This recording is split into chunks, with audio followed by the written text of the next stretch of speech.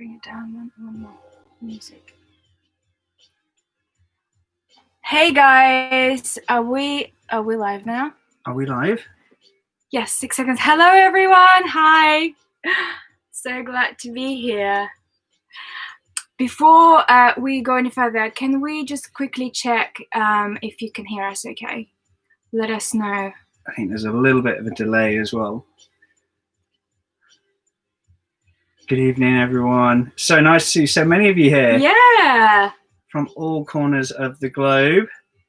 Yes. Hear you fine? Brilliant. Okay, fantastic. Cool. So there is a little bit of a delay on our end, but we do have the chat up here. So as your questions sort of come in, we'll be monitoring this. So we'll be looking down here. We've got some music playing in the background. Yeah, we do. We've got a special, I woke up really early to create a special playlist for you guys. Yeah, so let us know, A, if you can hear it, and B, if it's too loud, because, yeah, if it's too loud, then we'll turn it off for you guys. We will. Cool. Nice. What was the time? Perfect, 7:01. Brilliant. So we've got some notes we've been preparing. Yeah, so welcome to the first official live stream. We did a pilot run with our patrons last weekend, which went well. It went really well, actually. It was really nice to start meeting a lot of you guys in this community that we've created. But so yeah, we felt, you know, it's January, it's a lockdown. What better way to cheer up everyone's weekend than a bit of a live chat? You know, we couldn't think of any other way better than to share it with you guys. But yeah, so really, shall we have a bit of a roundup of 2020 before we jump into some questions? Yeah, so I think first of all, we just want to say thank you. Massive thank you. Like, we're blown away to reach 10,000 of us. Like, it's amazing. So, like, huge thank you for subscribing and commenting. It's been so rewarding to create these videos and, you know, for them to be seen and enjoyed and have this two-way conversation. Yeah, it's been amazing. Thank you. Yeah, I think if you imagine us this time last year to now, I don't think we could have even imagined that this was possible. And yeah, just to have the immense support, it really does mean a lot. I mean, 10,000 subs, what was it, last week on Monday? Yeah. I mean, we were just like, what? Can you imagine 10,000 people in one place? We're so honoured, humbled, and yeah, privileged to have you along this journey with us. Thanks, guys. Cool. So I just wanted to wrap up a few things actually from last year, because I was doing some numbers this afternoon. So last year we did 330 miles in between lockdowns, traveling around the country. 330 miles. From 1st of January, that is. From the 1st of January, that's right. Mm-hmm. Yeah, so starting in Hackney Wick and finishing at Cairnhill Lock on the Kennet and Avon. So yeah, 330 miles at 3 miles an hour. Can any of you guys guess how many hours that might be? I'll give you a couple of minutes to guess how many hours 330 miles is. Yeah, and then we'll tell you later. Yeah, then we'll tell you later. Marina, a guess for you actually. So how many locks do you think we did in those 330 miles? Oh my goodness. I would say we did probably a full day of cruising, maybe about 7 locks a day. I don't know. I don't know. Hundreds. Okay, we did officially 263 locks last year. Oh my gosh, how much that is in hours? Like each lock is like at least 15 to 20 minutes at least if you're doing everything right. Well, yeah, so then that's nearly 1,000 hours of just locking. I think someone can tell us if my maths is out. But can you imagine how much water we've moved? No. How much water we've moved? It's like hills of water. It's been like a mini tsunami. So has anyone been able to guess how many hours it would have taken us to do 330 miles in a narrowboat? Let's have a look. Let's catch up on some comments. Yeah. It's nice to see everyone all from around the world. Got South Africa here. Okay, well, I'm going to tell you. 100 hours, no. close, but no. 110 hours, no. More, keep them coming. 110. Keep on guessing. Keep on guessing. We'll keep you guessing. Okay. Keep guessing. Yeah.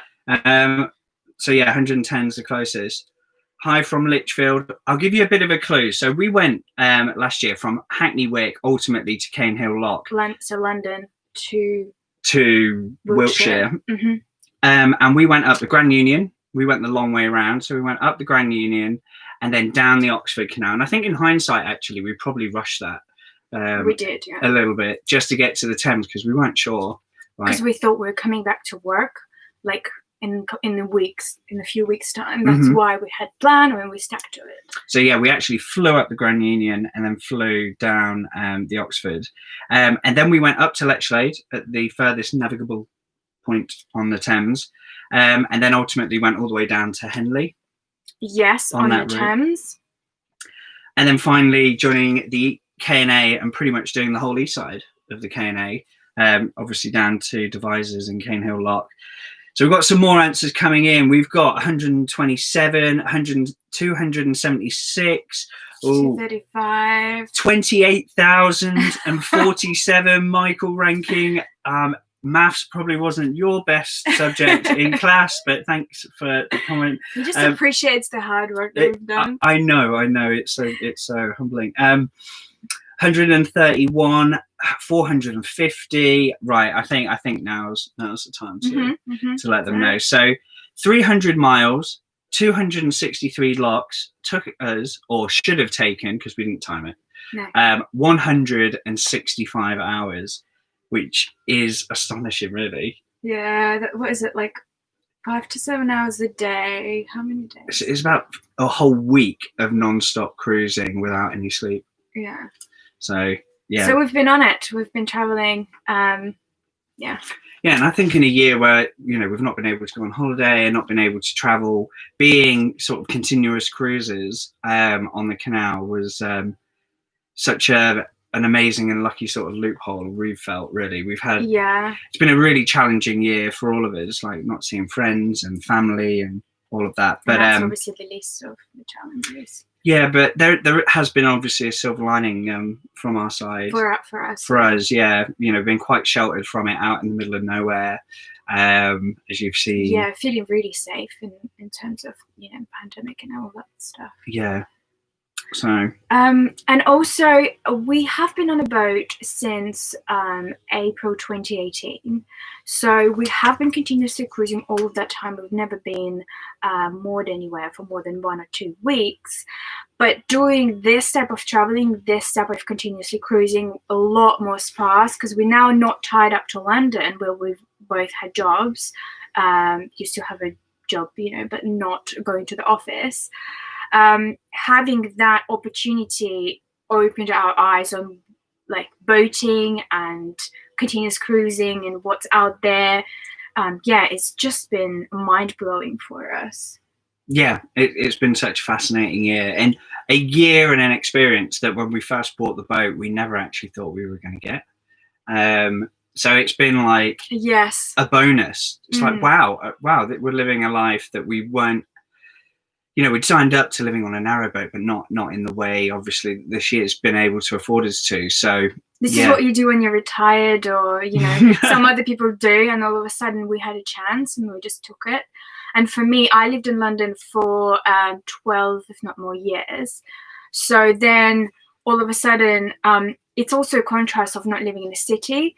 And yes, this is the year of personally for me not to live in London.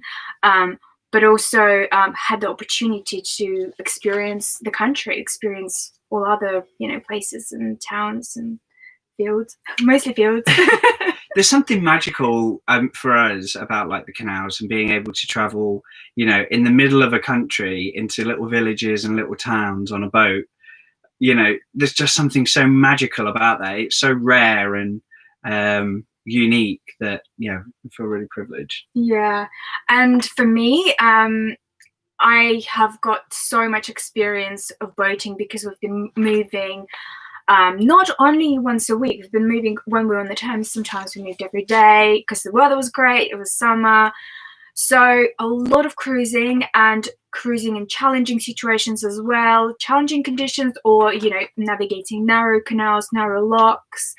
That I just feel so much more confident in driving, handling the boat. Obviously, now we had an opportunity, our friend moved onto the boat to teach her a little bit. So by sharing what we know, you also kind of solidify what you know. So I just feel a lot more of a boater myself after this year, last year. Keep changing. Yeah, definitely. No, me too. And yeah, it's nice to be able to live it in that different way. Very immersive. Mm-hmm. So on that note, really, what have been your highlights of 2020? Many highlights. Discovering the Thames was just insane, so beautiful, and because of the weather and being able to swim in it in the river, it just felt like a continuous holiday. Yes, we've been working every single day, but in the middle of when it was August, when it was really hot, and we could just like pop in and go for a dip and go back to work, like it's very, very special.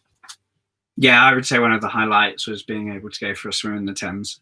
I think it just adds a whole different dimension to what is like narrow boating or boating on the inland waterways. Being able to actually jump in on a hot day, and it's just amazing.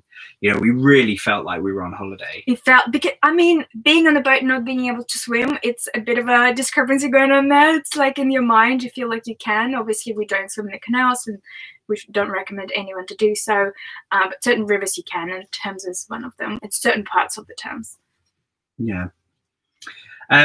So other highlights then of 2020. So other than being a continuous cruiser, if there was one year to have lived on a boat and be continuous cruising, for us, this turned out to be the perfect year. Swimming in the Thames, and for me really is knowing that we've inspired a couple of people to actually change how they live, and completely uproot and change their life. So the first ones was Colin and Gian, my uncle and auntie, on Wide-Beam Bales, which we did a tour of a couple of months ago now. So check that out if you've not seen it. It is a lovely boat. But yeah, they were the first ones that, we didn't fully inspire them, but I hope we were a nice friendly nudge in that direction. But yeah, they now have moved out their home, rented their home, and living on a wide beam full time. And from what I can see, they're absolutely loving it. So that's nice. But also we've inspired Zoe. Yeah, so our friend Zoe also made a switch. She used to live in London, and now she is living on her own narrowboat, Marigold. She's cruising with us at the moment. Yeah, she's cruising with us, helping us with the locks. So it's always good, and obviously she's learning a lot about boat, being a single boat woman, single boat captain. But she's fantastic at it, to be honest. She's got great boat handling skills. Yeah, she's really good at driving. And nothing phases her either. So that's two. Yeah. And then third of all, we've got one other friend, Yellow, who as well has now moved on to a boat as a continuous cruiser full time. So that is three people, and these are like close family, very best friends that have made this switch. So we'd love to know if any of you out there have been hopefully inspired, but if any of you have actually made that leap over the last year. Obviously watching loads of different vloggers and stuff, but we're really inspired to hear your journey. We've met a few new boaters this year who we follow on Instagram, so we can see how their new world's going. But okay, so they were the highlights of 2020. Have you got anything else to add? Yeah, my biggest highlight as well is starting this YouTube channel. I really like it. I've almost said, really like it. I love it. I've never thought of myself as a filmmaker, and I never did it before.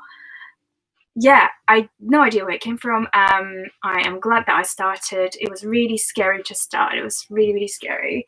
Putting yourself out there, doing something you've never done for everyone to see, doing it in lockdown, doing it without any tools. But it's been great.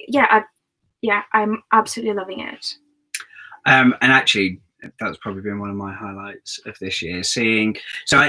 For those who don't know, Marina is the brains behind the outfit, and all those beautiful episodes, music curation, film capture is all down to Marina. But it's been really beautiful seeing you do something you love and actually flourish at doing it. I know you put a lot of work and passion into it, but I appreciate also it's part of the learning. But yeah, seeing you do that and achieve what we have in 2020 has just been amazing. So round of applause, virtual round of applause for Marina, who actually does make it all happen. I feature in it occasionally, but other than that, Marina is the one that makes it all happen on Cruising Alba. So yeah. Thank you all guys for watching. Wouldn't be the same. Well, here's to 2021. I mean, you guys won't know this, but I don't see the episode until the Friday it's out. So our patrons actually mostly get to see it a week before it comes out. So patrons are more up to date with Cruising Alba than actually I am. I actually look forward to it when I finish work on a Friday. It's really sad. Catch up on a few of my narrowboat bloggers, but yeah, I do like to catch up with you guys at the same time. Cool. So we did have another section, but we've got some really good questions coming in. So do you want to jump to some questions for a little bit? Yeah, why not? Let's do it. Cool. So first one I saw, which I thought was a good question, and probably quite easy to answer, is, are we getting a puppy? Oh, how beautiful was Inca this week? Oh my goodness, she's adorable. She's a whippet. But she's so placid and timid. She's the perfect boat dog personality. So obviously there's a certain type of dog that you can have in a boat. I mean, you probably can have anyone, but it's certain lifestyle. So having very, very energetic a dog who needs to run around all the time is probably not the best. So Inca is suitable for boat life. So what's the answer? We really want a dog. Really, really want a dog. But probably not at the moment. No, probably not at the moment. There have been so many times this year where we have been this close. Yeah. This close. I think the truth is we can't decide on which one we want. We want one that's not going to bark. It's not going to need loads of walking. Although, actually, the walking is fine. It's just, I guess, a boat life is a commitment. It's a part-time job to look after the boat, especially being a continuous cruiser, maybe different when you have a permanent mooring. But also, we both have jobs and working. We're quite busy. So it's important to be in a place in life, I think, where you can give a lot of attention to a new puppy. And we kind of, there's no need to rush. So at the moment, we believe the answer's no, but you never know. Tune in next week when we bought a puppy. Yeah. It could happen. We're on the verge, but we keep rationalising the argument out of us, don't we? Yeah. Okay, so next question is, how old is Alba? Great question, because in 2021, I don't know the month though, but in this year, next year is the big one. 21? I thought 2021. 22 is the big. Alba is 29 this year. I thought she was 30. And she's 30 next year. Okay, sorry. I'm 30 this year. Mars is 30 in a few weeks. Yeah, 8th of February. So make sure to send me a message on Instagram. I will be looking. Cool. We've got one from Al Lawrence. Guys, do your cold water taps freeze up at all in winter? I hope not. I really hope not. That is probably one of the last things that we want happening. Yeah. No, at the moment they have not frozen up in winter. I think out of the whole UK, we've probably had the mildest weather. Yeah, we've not had any snow here. We've seen it everywhere else. It's been icy a few times. But the ice on the canal melted quite quickly, and it's not been snowing. No, it's been icy. We sank the dinghy because of the ice, didn't we? Yeah, if you've seen us on Instagram, we did a post. We it wasn't very smart, was it? I thought it would be a really good idea to go rowing in the ice and break through the ice in the dinghy, and just magic. And it wasn't. It was tragic. Yeah, that's what happened.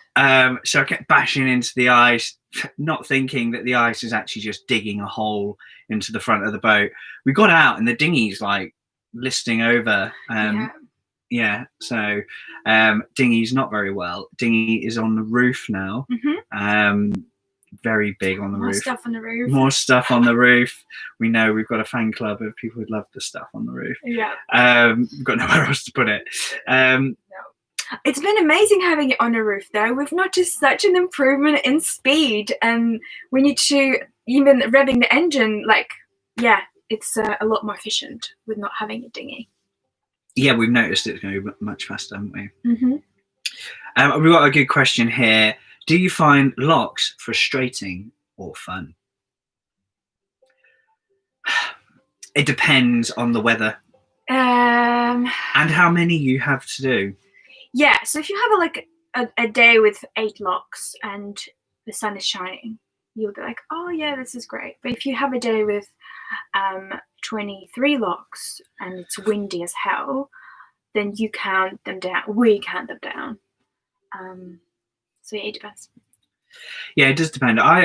Locks are quite fun, particularly if you've got like people on the boat for a day out and you're doing a little bit of a trip. Then a lock's always like a nice group activity to get your friends to do, basically. So that's quite nice. But yeah, when you've got loads to do and it's windy and it's rainy and you've probably got another day of traveling ahead of you tomorrow, then they can be quite laborious. But I also do find them quite motivating. It's like, right, we need to do 20 locks today.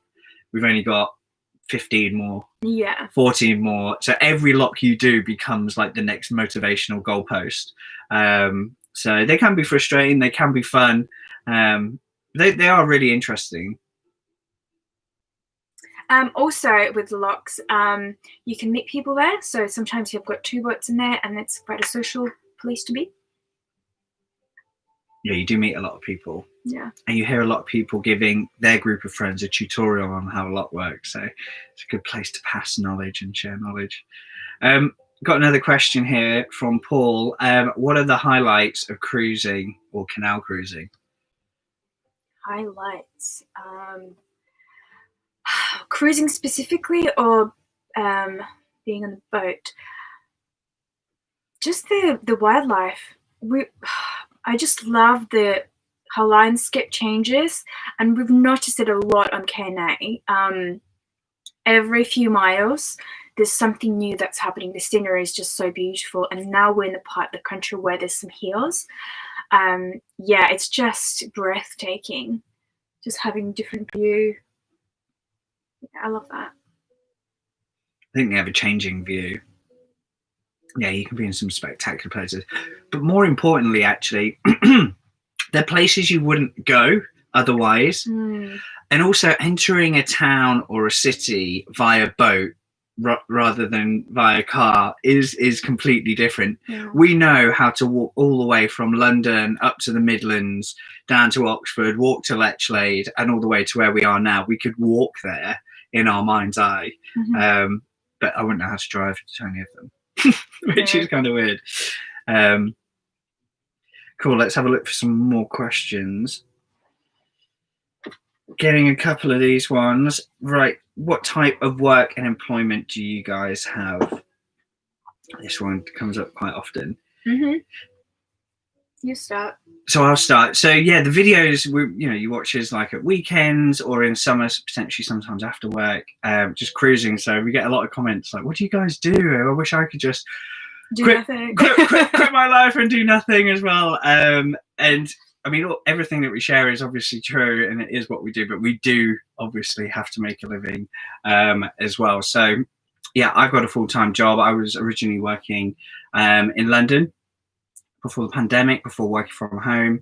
Unfortunately for me, I've been able to work from home this whole time. So that's been absolutely great. I know many people where that's not been the case, so constantly feeling privileged for that. But I work in design and branding, and we specialize in designing healthy food and drink brands. So vegan things, plant-based, anything that's sort of healthy or better for you. That's what we do. So that's my side. What do you do? So, as many of you know, so I also worked in London. I worked in marketing, social media, and I was made redundant in July. So I had a period when I didn't have a job. Before that, I was furloughed, and so now I have a part-time freelance in social media. Just do a few hours a week. Yeah, and videos. Videos, yeah. That takes a lot of my time, which I absolutely love. Yeah.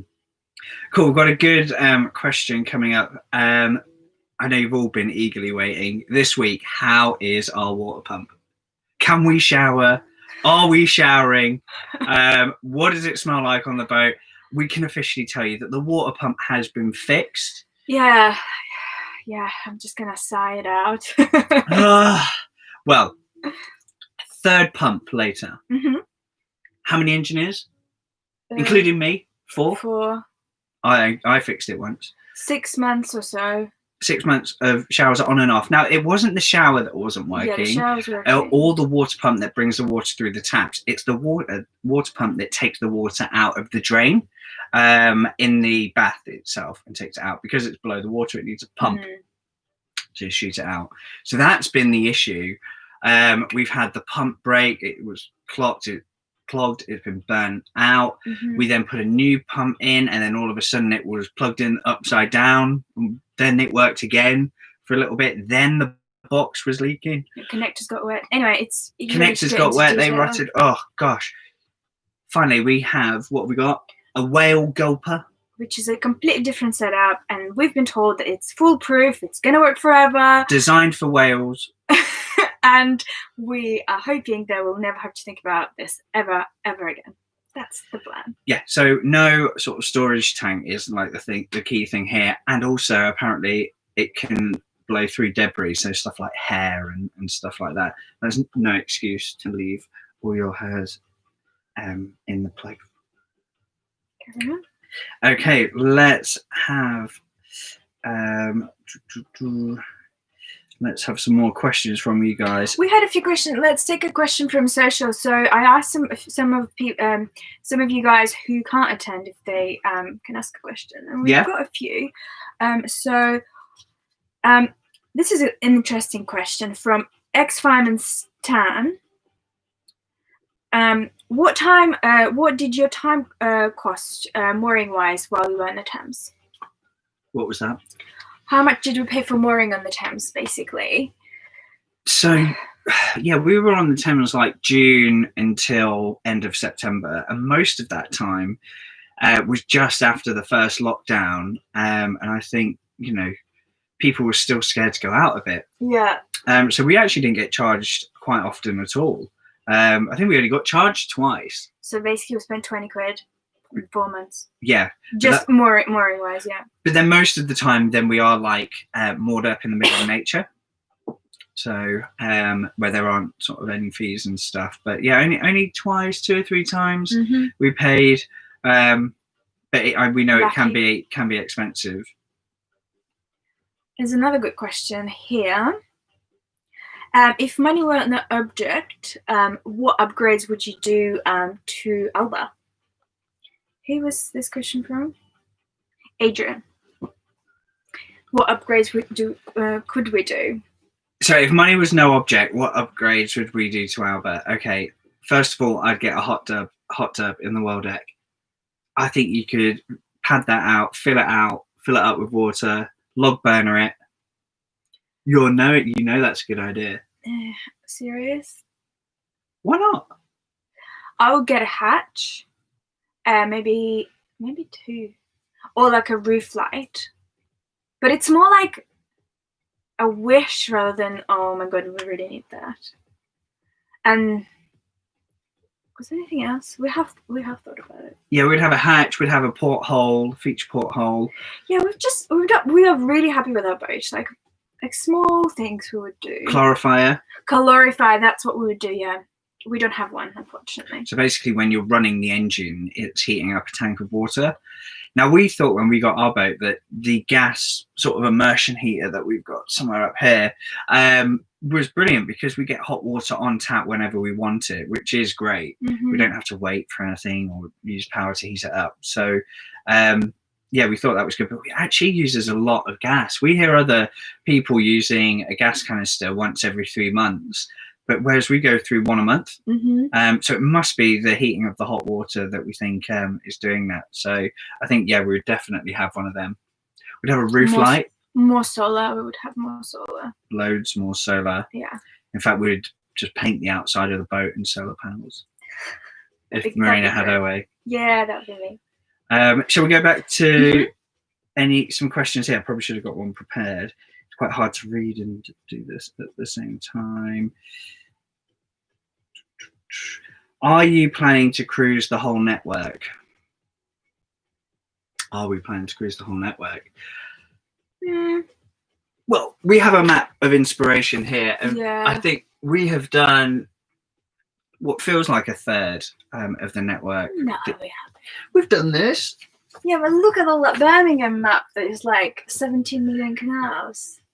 Well, I think the truth is, yes, there's plenty more to explore. We would love to. Yeah, we're obviously seeing every sort of day and week as it comes with lockdown and how the world sort of changing and stuff. But yeah, we hope to explore new places. I mean, that's the whole point of this, is to be able to have a little bit more adventure every day. Yeah, but we also want to enjoy where we're staying, and not rush unnecessarily. So, yeah. Okay. Next question is that what flag do we fly on the back of the boat? So we've got a Union Jack. Yeah, I've got 2 flags. We've got the Union Jack and we've got a Russian flag. So I'm Russian. So when we were in Bath a year ago for my birthday, you had an idea of why not we get 2 flags for the boat? You know, we went to a souvenir shop. It's not like, you know, half a joke and stuff. They look good. What mine is, Russian flag is all painted now because I've tried painting. Yeah, Marina decided to do some DIY next to the flag, or at least leave it to dry next to the flag. So hers has been pimped up, her Russian flag. But yes, the flag on the back is Russian. So Marina is from Russia. Whereabouts in Russia are you from? I'm from the Ural Mountains, which is a border between Europe and Asia. That's where I'm from. Pretty much Asia. I would love to go to Russia. I've never been. But yeah. Another question coming in. How did you both meet? Do you want to take this one? Do I want to take this one? How did we both meet? So we both met at Secret Garden Party, didn't we? Yeah. On Friday night, I got a bit lost. And then I was found with Marina and her friend Bubs. Got on straight away, didn't we? We just completely gelled. And then spent the whole weekend with her and her friend. And it was like I'd known you for years in like a day. And then we're here. And this is happening. And that was 6 years ago. And that was 6 years ago. So yeah, Secret Garden Party, if you've not heard of it, it was the best festival in the world. Yeah, we do like to do festivals, don't we? We do quite a few. So that's something we've really missed in 2021 is a few festivals. Okay, so that's how we both meet. How long does a tank of fuel last roughly, and how much does it cost to fill? Don't know. How much would a tank of fuel last? As I reckon, in the winter, I reckon it would be about sort of 4 to 6 weeks. A tank of fuel. So our fuel tank's about 155 liters, we think. And the price to fill that up, I don't know. Fuel at the moment, because we use red diesel, is about 60p. So every time like they fill it up and they're like, oh, that's 80 litres, you're thinking, oh no, that's 80 quid. Yeah. And then they go, that's £55, please. You're like, yes, we'll have more. Yeah. So yeah, it's 60p and it's about 150 litres. So yeah, but we don't leave it to get it empty. No. As soon as we see a fuel boat or a marina, we go get that filled up, don't we? Because we don't want to get diesel bug in our fuel tank. Sorry, did you have a question that you wanted to go for? Yeah, so if you had a choice, would you rather live on a narrowboat, wide beam, or Dutch barge if the canals were wider? I've never been on a Dutch barge. Have you? No, I don't think I've been on a Dutch barge. So, I guess it would. I can't really say for Dutch barges. They look really nice from the outside. I've been on 3 wide beam boats. So for now, we're in this stage of our lives. Alba is absolutely perfect. We love that she's a narrowboat and the length is perfect. And yeah, so we're absolutely happy with it.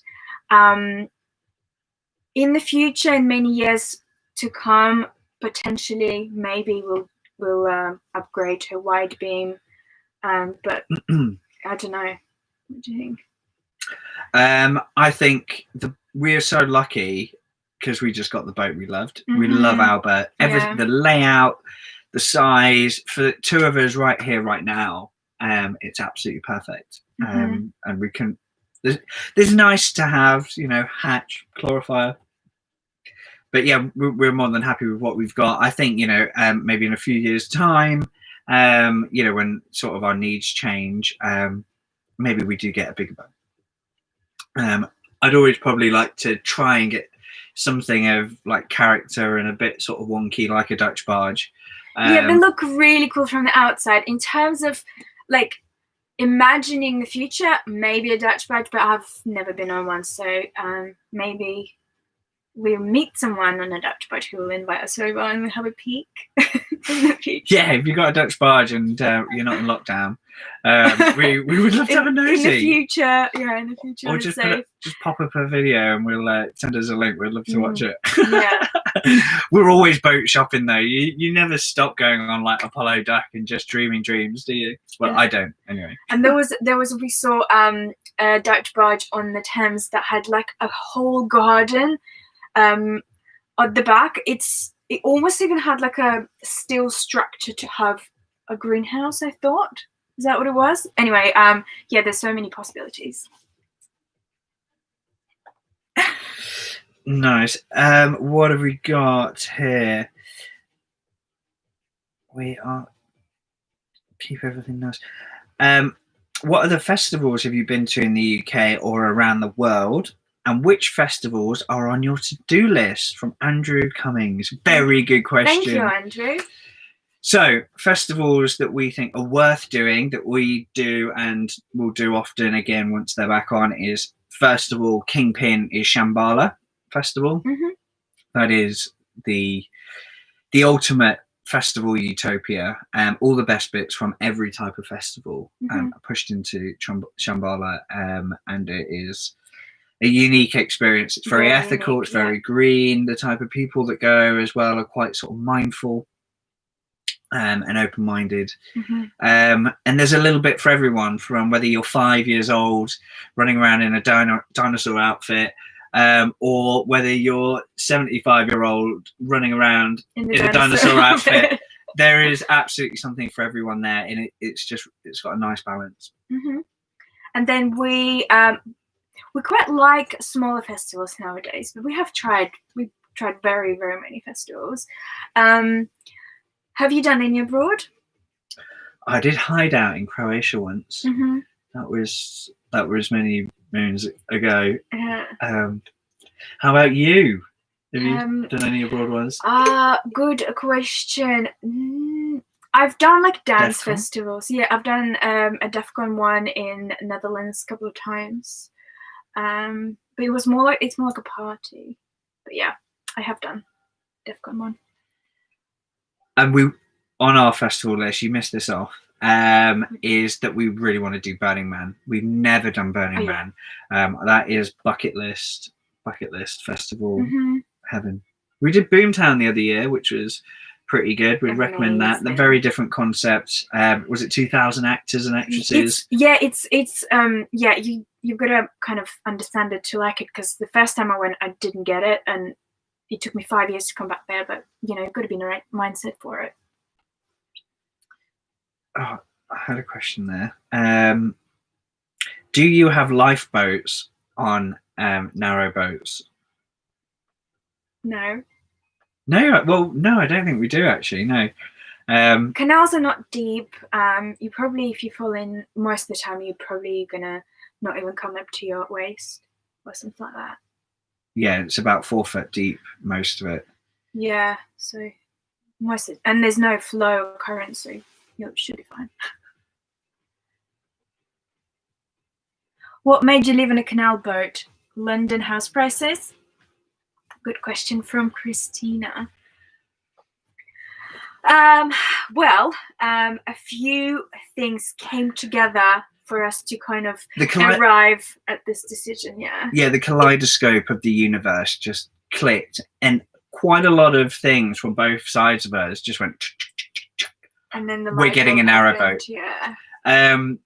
So I mean, first of all, we'd been together for about 4 years at that point, and we were really ready to move in together. So I was really ready to move to London. I had been living in Leeds at the time, but yeah, I decided to move to London. But I've always had a passion for boats. I'm an absolute boat nut. Love boats. Always has them. Yeah. I am. Yeah.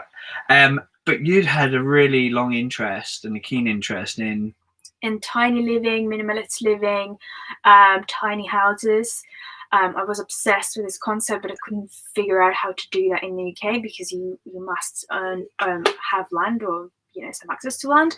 I at that time living in London for almost 10 years. You living in Leeds, and we're doing long distance. So one day we were walking in Hackney, I presume it was somewhere there. Yeah. By the canal, and we were like, so why don't we were ready to move in together in London. Why don't we, instead of paying £1,500 or more for London rent, buy a boat, move in together, and then we get, we can save up and we can have adventure every single day and do something completely different. Yeah, and then we don't have to pay rent. Yeah, it was like when we worked out how much we were going to spend in rent over a couple of years, the boat actually paid for itself in 2 years. So it became a no-brainer. I think the main thing you need to mention about this or consider about this whole narrowboat lifestyle is it's not for everyone. Yeah, it really isn't for everyone. We love it.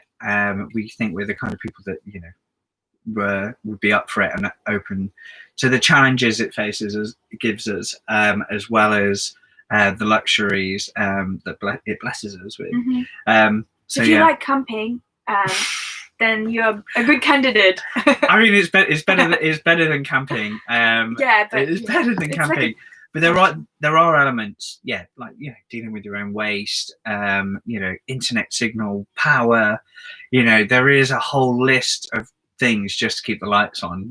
And you've got to be responsible. You've got to be responsible for so many things in your life and on the boat to keep it running. And if you all of a sudden decide not to do something, like, it will cut you up. Like, you can't just take days off from boat life. Cool. We've got another question from some friends of ours. Chugging Along have asked us a question. Hello. Hi, guys. A bit of a random question from Sam and Tim. But if Alba was an animal, what animal would she be? Oh. That is a really tough question. I don't know. What animal would she be? No. I guess so. I haven't got anything better than that. It'd be interesting to see what you guys think. If Alba was an animal, what animal would she be? And then we'll give her a spirit animal. Spirit animal. So what is Alba's spirit animal? We'll have a look. Oh, we've got a swan coming in, a dolphin. I like dolphins, Susie. Thank you for that. Keep them coming. We've got an idea as well, and we can consolidate. Yeah, ours isn't very good, so I'm sure you guys. What do you mean not very good? Yeah. Cool. let's see if we've got any other questions here. Do canals smell? No, That is a good really. question, because a lot of people assume that they do. Because they used to smell, from what we heard back in the 90s. We've heard that living on a canal boat, having toilet on a boat up to maybe not, correct me the actual time, let's say 80s or 90s, never used to be mandatory. So waste used to go in right into the canal, and so apparently sometimes they used to smell back in the day, but now it's all changed. Most of the time they don't smell. No, I don't think I've ever smelt the canal. No. Wouldn't swim in it. No. You might smell if you fell in it. But yeah, I haven't got them. Oh, right. I've got a Okay. unicorn. We have some good contenders coming in here. So we've Yeah. got swans, dolphins, otters. Manatee. What is a manatee? Oh, they're like oh, I don't think I can explain. I can picture it. Let's have mew to dog. I think a butterfly, you can go anywhere and it looks beautiful wherever you go. Oh, that's amazing. That's lovely. A lugworm. No, probably not. White otter. Siberian wolf. Bit Game of Thrones. I've not seen it. We've got a unicorn here, or a dragonfly. A beaver would be quite nice.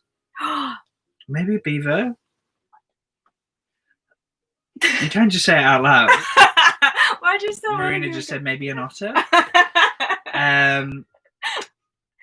Turquoise, blue herring.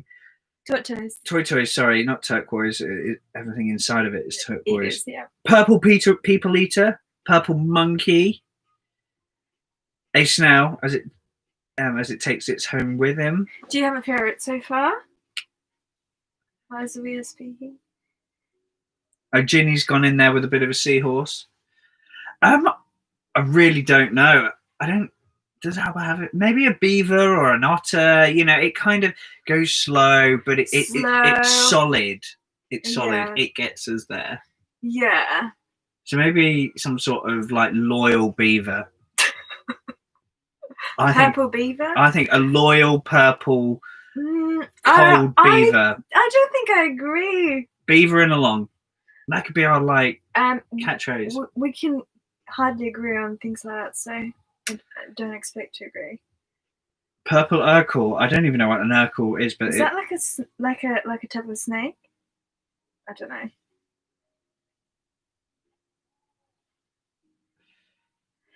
So the reason I said otter is because we had this magical experience. I had a magical experience. It was an evening on the Thames. It was like early September evening. The sun was setting. It was super quiet. And we were sitting outside. I was sitting on the roof. And then I turned around, looked at the water, and I saw something or someone looking at me. And it was just the eyes. So the otter was in the water and then made eye contact with me, and then very slowly made eye contact with her. They had a spiritual connection. We had a connection, moment. And they met. And then it just slowly hid under the water. And I felt it. I felt this wave of energy. It was amazing. It wasn't just like, oh, I just saw an otter. It was like, oh my god, I just had an experience. Oh, she got a sage out, an energy bowl. Yeah, so that's why it was a moment. Otter. It was a moment. Granddaddy Purple, hummingbird. Okay, lol, Miles. Someone thinks I'm funny. Yeah. Yeah. He's funny. Thank you, Kenny. Thank you, mate. Cool. Do we have any more questions? I think it would be good to get a couple more questions. What time are we tracking? 10:02. 10:02. Do you guys want us to go on? Have you guys got 10 minutes? Have you got 20 minutes? Oh, I wanted to answer a question that so many people ask, and yeah, I just want to answer it. What is it? Loads of people ask me about the music that I use in videos, and often they ask what track is playing and where they can get it and stuff like that. So at the beginning, so I use this service called Epidemic Sound, and it is like a library of copyright music, but if you sign up for it, you know, it's copyright free for me, and it's like a white label music. Often this music isn't released everywhere else. Sometimes it is. And so what I've been doing at the beginning, first vlogs, I was listing all of the names. But what happened afterwards, I started sometimes Shazamming the songs, and I realized that the songs that have been released actually come out a completely different name. So even me putting the list down, because it's kind of a closed library, made no sense. So unfortunately, most of the music is not very accessible. The only thing I can suggest, if you really like the song, try to Shazam it. If it's been released, then you obviously can find it. Nice. We've got Rob has just offered 20 tracks that you can use of his for copyright free. Oh, nice. Cool. Thanks, Rob. Yeah, send them over. Why not? Right, we're getting some good questions in here, so maybe we should just do a quick fire round of questions. So I'm just going to go from the top. Would you like to have a diesel stove? That is a very good question, Warren. Yeah. Would you like to have a diesel stove? Maybe for me. The reason, we've heard good things about it, and we've heard that they're more economical and equally as warm, and less work. But we don't know anyone with the diesel stove. So well, the guys I'm checking along, they've got a diesel stove. They're the only people we know of yeah, we don't know. that have a diesel stove. So we'd really love to hear about the diesel stove.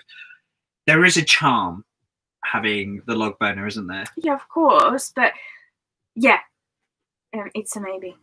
There's a charm having the log burner, but it does take a lot of work. It really does, particularly getting it going in the morning, keeping it going throughout the day, and it really isn't cheap. Well, no. Maybe that's just our technique, which is ever changing, or always is for new techniques. But yeah, it costs a lot. So there's just times where we're just like, I wish we could just switch something on. I mean, we've got diesel radiators that we use from time to time, but it's more of a 1 hour here, 1 hour there strategy rather than continuous. So yeah, diesel heating is great to have as a backup.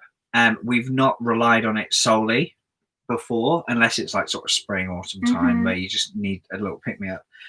But we will do an episode, not an episode, but a feature where we trial out a day without having the log burner on and just using the heating, because we did a bit of miles maths the other week and we worked out if you divide it by pi, you get a lot of diesel heating hours out of the budget that we get for coal. So we are going to do a cost video, because we'll try at least. That's an idea. Yeah, we've been marking down on the calendar like sort of costs and when we top up of stuff. So it's really hard to do a video like that, because I think quite a lot of the time on a boat you're doing like preventative purchases. So you don't empty your fuel tank and then top it up. You don't empty your water tank then top it up. You kind of do it as much as you can as you go along, keeping sort of the cost small. But then also with the boat ownership, I think any boat owner would know, it's sometimes best not to add up the costs, and it's just part of life, and that you've always got a mechanic nearby. Also, we don't have a diesel gauge, so we only know how much we spent, how much liters of we used when we're filling it up to the top, for example, and we can count from the last week, so that doesn't help. Okay, next up we have, do you have to have driving lessons for driving a narrowboat? That is a good question. From Charlotte. The answer in short is no. You don't need driving lessons, but both Zoe and Yellow, our friends who we mentioned, who have just bought a boat, and Colin actually, they've all done helmsman courses. They are fantastic. They will teach you how to do a lock solo. And if just you need to know that. Yeah, and just some really good solid techniques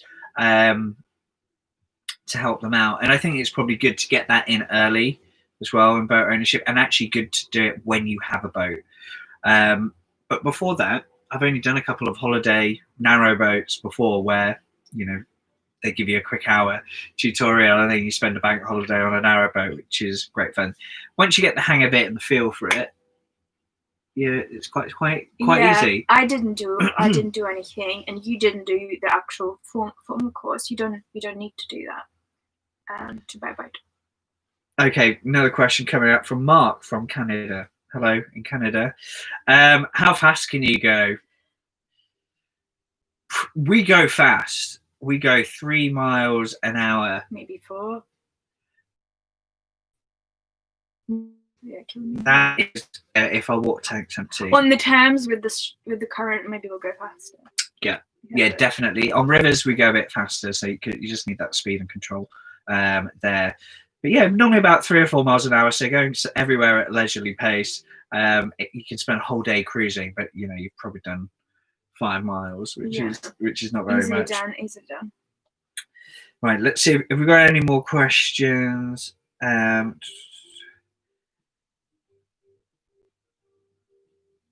How is your confidence growing when it comes to steering the boat? I'll let you ask that one because you've had a bit of a transformational year from how you felt. Yeah. So once we were living in London, we were only moving a few miles here and there.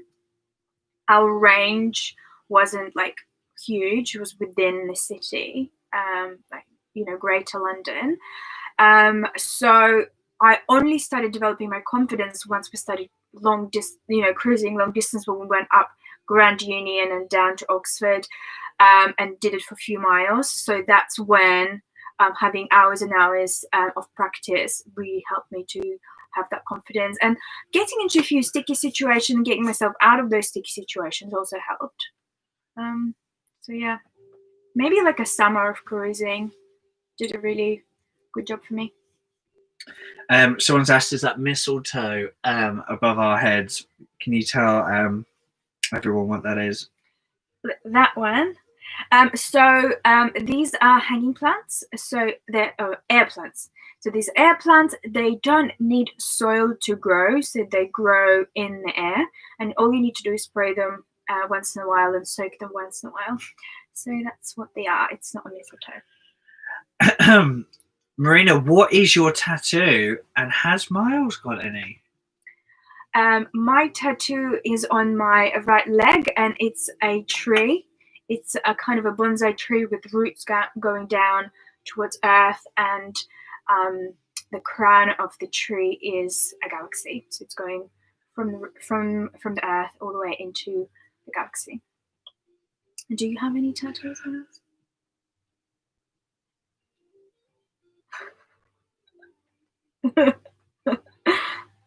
Yeah, I have one tattoo. It's great. It's on my toe, and that's all we need to talk about for that one. So that is a really great question. Have we got any more questions? Maybe in the future we'll show you. Oh, apparently Narrowboat Experience. Yes, they also have a diesel stove I'm aware of, so we'll go check them out. Most treasured thing on the boat. What is the most treasured thing on the boat? Well, obviously, I am your most treasured thing. You're not a thing. So no, you're not on that list. No, I am not a piece of meat. Yeah, exactly. So you're not a thing. Okay, so you're off the hook then as well. So other than that, my iPhone, no. Most treasured thing. We don't really own anything. Like, I think maybe like my camera equipment would be the most important thing for me. Yeah, now, making sure she's videoing our lives burning away. No. So you guys can watch. In terms of like sentimental value, no. Not attached to many things. Do we have plans? I've lost the question. Oh, there it is. Do we have plans to go at the Anderton boat lift? Is that on the Llangollen? This is the Great Ook. I don't know where that is, sorry. That's the boat lift in Wales, the one we want to go on. I thought that was one in Scotland. Oh, that one's Fairkirk. Sorry if I'm pronouncing it probably wrong. We want to do the one in Wales. That's on the Llangollen. The answer is if we can. We've not checked if we can fit a 62-foot boat on there. Yes, and if it's not, maybe we could hire a boat to do that. But yeah, we would love to. I've got a question from Susie Cruises. Hello, Susie. Are you going to do the tidal Thames, either Limehouse or Brentford? Well, that is a very good question, Susie. Are we? Yeah, we would love to do that, but you need to, you know what you're doing. Have preparation. You're going to have radio. We need a radio license. Mhm. We need an anchor. Yeah, so We need a life jacket. in the each. future, we would love to do that. We would love to do that. I Mhm. think one of the boat bucket list things would be to take your own boat under Tower Bridge. So yeah, probably the day before we sell it, we'll go do that. But yeah, it's fun. How does your internet work on board? Well, Paul, this is a very good question and something that caused a lot of angst, particularly working from home. Mhm. Just make sure you've got internet connection. I don't know about anyone else that's been working from home, but it seems like we're always in Zoom calls or Teams calls. So we need to have really good internet. And for a long while, you know, moving around, it just was a bit hit and miss. So we did have an antenna. You tell them about that because I have no idea how that works. Yeah, so we started with the dongle, which got a SIM card in it, and it worked okay. While we didn't have to work from home, it was fine. And while we didn't have to, when we were traveling and being in the middle of the field, that was fine as well. I think Oxford Canal caused us a lot of angst because we were in the middle of nowhere, literally. But what we've done since is we've installed it's called an omnidirectional antenna on the outside of the boat, on the pole. So I'll try and go in more detail in the episode about it. But yeah, so far it's been working really, really good. Also works on a SIM card, but it's got proper router. Yeah, it's been great. Since then, signal's just held up really well, and it just takes all that worry away. So yeah, we'd highly recommend those. Will you? Well, we're going to tell people how we did that. Yeah. And give a bit of a review after a while of having it. Yeah, we'll probably do something like that. Would be useful for you guys, hopefully. Yeah, because we've only had it about a month or two. Yeah. Yeah, obviously with Christmas in between. A question for you, Marina. What drone do you use to get? What drone do you use to get your aerial footage? The drone that we bought is called DJI Mavic. Maverick Mini. Mavic Mini. One. Yeah, like the cheapest of the DJIs that we managed to get. And it turns out it's waterproof as well. Oh God. So far, so good. So yeah, so far so good. Brilliant, isn't it? The camera's great. Mm-hmm.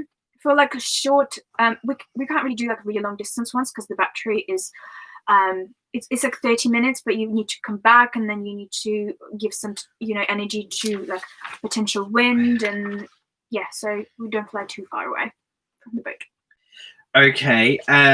What else? Is it compulsory to have insurance in case of accidents or damages to other boats? That is a very good question, Des. Do we have insurance? Yes, we do have insurance. There are specialist narrowboat insurers, Emporium. Yeah. It's pretty cheap, to be honest. I think we spend something like £20 a month. It's £20 a month. Like that. Not sure what it covers us for, but hopefully everything. But yeah, you do need insurance. You can't get your license without the insurance. It's a bit like a car. You can't get your your road tax without your MOT. We would like to ask you guys a question. Oh yes, we want to ask you guys a question. So we would like to know how did you find our channel? What video did you come through, or did someone recommend it? How did you stumble on us? I think the root of that question is we're just interested to find out what enabled you to join us and ultimately be here tonight. Was it a video that you came across? Was it something the cinematography, the story? What we want to know is what we can do more of that you guys like. In short, what can we do more of that you guys like? That's the root of the question. We're not interested in what you don't want us to do. Well, let's keep it positive and upbeat. We can do that. So we'll see how those are coming in. It's okay. We're still learning. I know I've got so much to learn, and I'm really like excited about the 2021 for me as well. Is going to be and we're doing lots of different courses and diving into different techniques. So there's going to be some experimentation going on, hopefully in the videos. Got a really good question here from Rob Evans. Have you found anything weird in the canal or on the towpath? Yes. There's always someone weird around the canal or on the towpath. I found an iPhone X Plus Max S. Yeah, that was pretty cool. Left it on for a couple of days. Then it was water damaged, so we didn't end up getting it back. We couldn't give it back. It had all locks in it, and there's no way of figuring it out. But it was all water damage. It had a cracked screen, but that was quite interesting. I've pulled out. We have a magnet in case anything falls in the canal, or if you get bored on a Saturday afternoon and just fancy chucking a magnet and doing some magnet fishing. But I pulled out a motorbike, didn't I? Have you?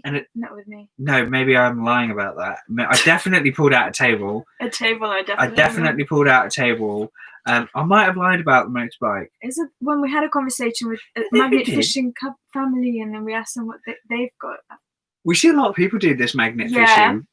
And you always hear that they found like guns and safes. Machetes. I don't know why people keep dropping their safes and guns in the canal. It's just ridiculous.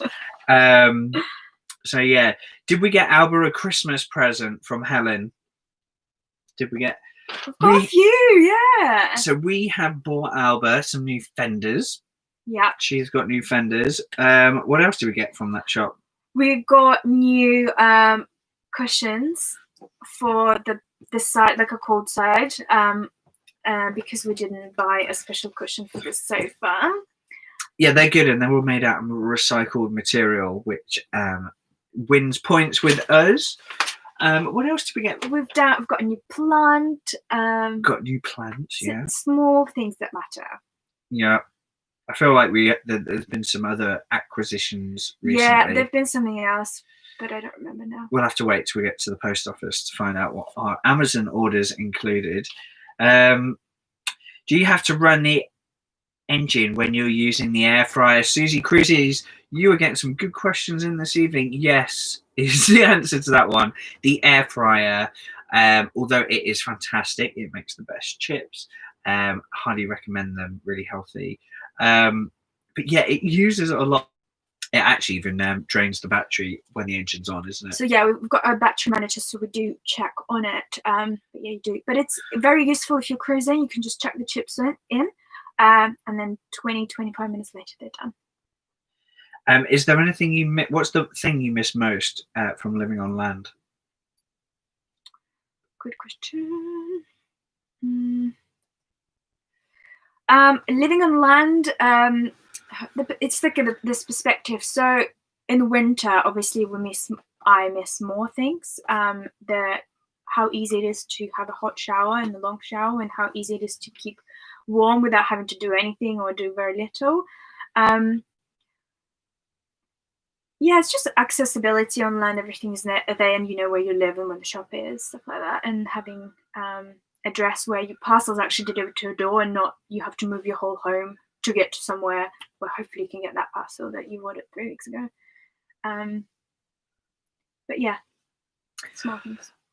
Yeah, I think sometimes when life gets a bit busy, you just wish you had things like mains electricity and just stuff that that becomes part of your daily routine on a boat, like loading the fire up. You haven't got a choice. These things actually have to happen. So sometimes we miss that, and we've been away from the boat a couple of times where it's just like, oh, been recharged. I've had a shower for 10 minutes. 10 minutes. 10 minutes. And yeah, I've just had my laptop on charge all day. Yeah, there's some of the things that you miss, but ultimately at the moment, I think there's more that we would miss about not living on the water than on land. Really trying to struggle to find that answer to that question. Got a question here from Ginny. What's it like steering into a narrow lock? Well, Ginny, you live on a wide beam It's on our boat. It's the same as driving into a wide lock on a wide beam. Yeah. It's kind of fun. The thing is with these boats is they're really cumbersome and long. And if the wind gets picked up, then they can be really awkward. Or if you're on a fast-flowing river, they can be really dangerous. But when you need them to be, they can be really maneuverable, can't they? Yeah. My advice is just go, when maneuvering into a lock, go at this like smallest speed. It's like just a tick over, whatever it's called. And this way you can, even if you make any mistakes, it's so slow, then, you know, there's no consequences to it. We've been on for 1 hour and 10. We need to hear how people joined the channel. What was the hook that brought you on board and part of this community? We'd love to hear some of that. But you can also, guys, you know, comment later on. Before then, though, we've got a really good question here from Mark. What was the scariest encounter you've had on Alba? I can go for this one. The scariest encounter on Alba was getting off of the River Thames onto the Kennet. We thought we were escaping the river, and actually we hit it really hard. We were flooring it, and centimeter by centimeter we were going forward. If it had been any more or any less, we that could have been a real end of show. End of show. Yeah, moment. and the where it was, there was just concrete sides of the river, and there was no mooring, so anywhere to even stop and wait. So yeah, it was pretty scary. Have you had any other scary moments? I had another scary moment, but I did actually cover that in our first Q&A, so I don't really want to get into it too much. But there was a drunk guy who came to the boat. I was on my own because Miles went out that night. And then he got drunk, and then he started throwing. He got onto someone else's boat. Not me, the other guy. The other guy started throwing like beams onto Alba, and it took about 40 minutes for police to get here. So there was like a lot of thing going on for an hour, but it was all fine. They got him in the end, and he was just really drunk and annoying. It was okay. Okay, we've got some answers. So how did you guys find the channel? So we've got one here from, I've lost them. I think it was a YouTube suggestion from Misty Dazzle. Already watch other narrowboat channels. So I searched more channels, and you guys popped up. And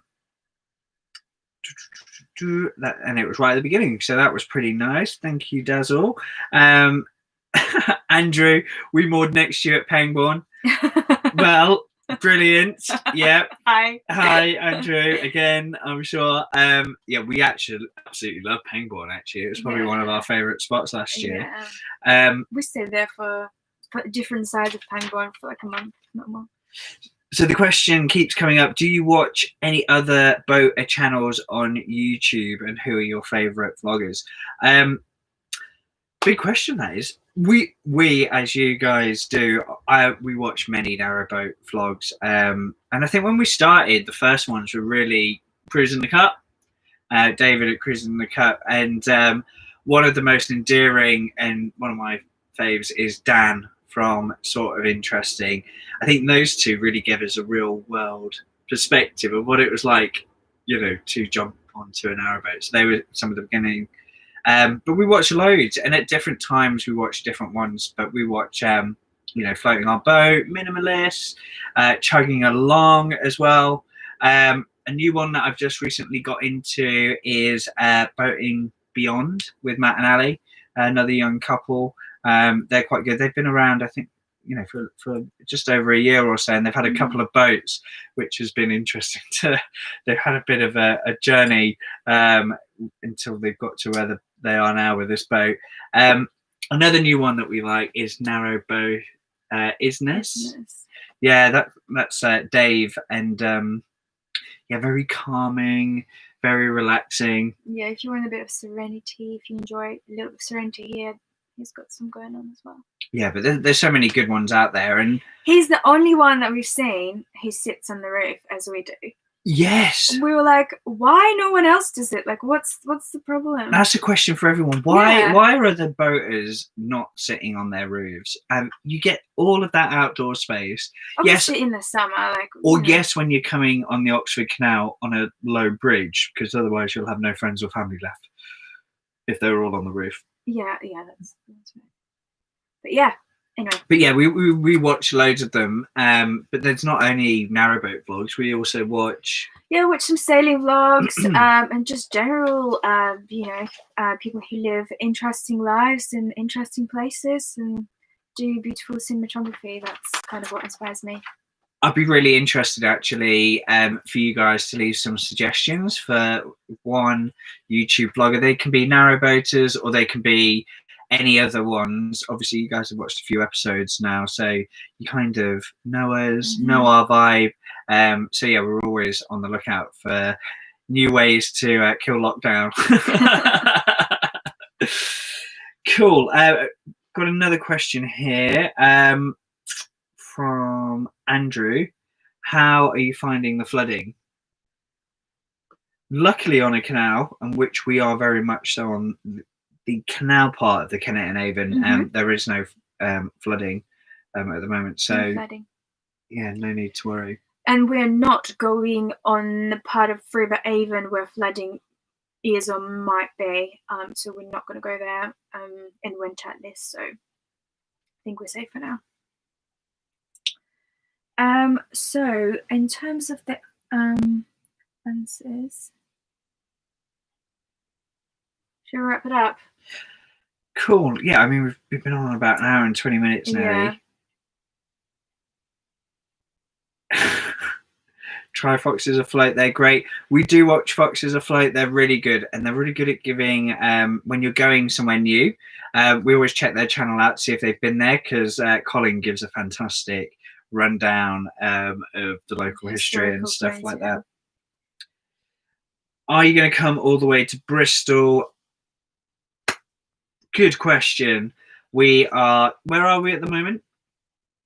We're near Bradford on Avon. We're in Bradford on Avon, and I think at the moment Bath is going to be the final destination. We've heard the stretch of the Avon on the Wild Avon to Bristol can be really treacherous this time of year, particularly in a narrowboat. If it was summer, probably it'd be a different thing, and yes, we'd love to go to Bristol.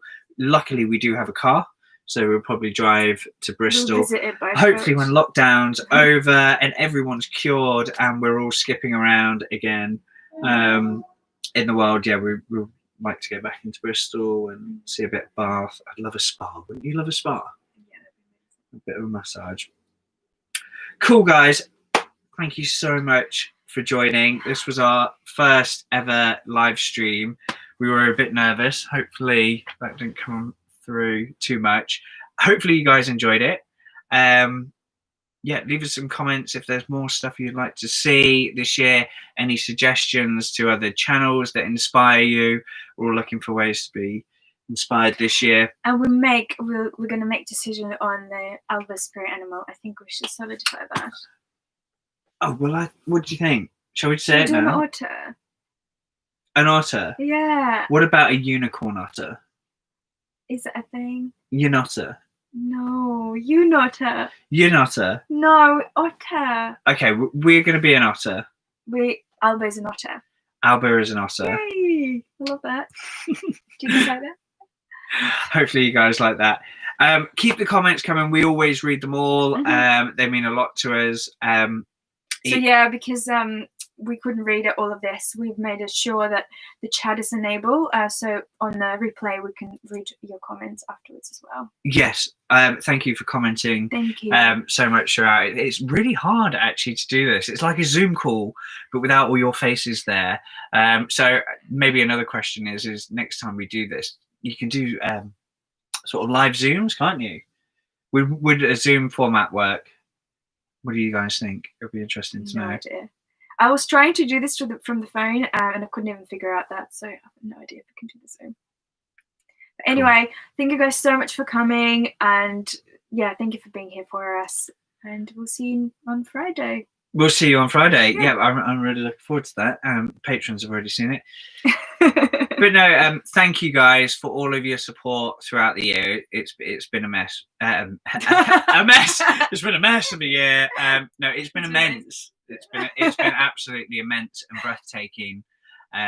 What was just some videos to share with family and friends and just to capture a bit of a weekly diary type thing has turned into this. And I think for 2021 we'd love to meet more of you when and where we can.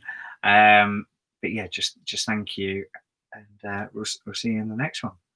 Thanks, guys. Take care. Stay safe.